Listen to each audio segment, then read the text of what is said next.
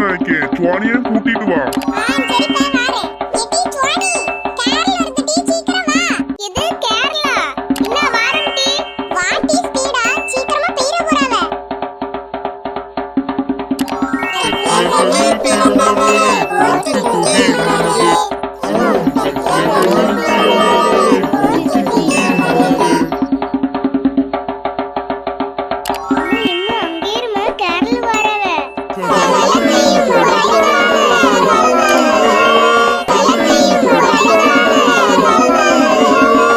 அப்பொழுது அந்த நாட்டிலே மேய்ப்பர்கள் வயல்வெளியில் தங்கி ராத்திரியிலே தங்கள் மந்தையை காத்து கொண்டிருந்தார்கள்.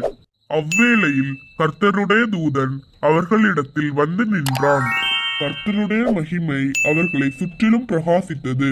அவர்கள் மிகவும் பயந்தார்கள். தேவதூதன் அவர்களை நோக்கி,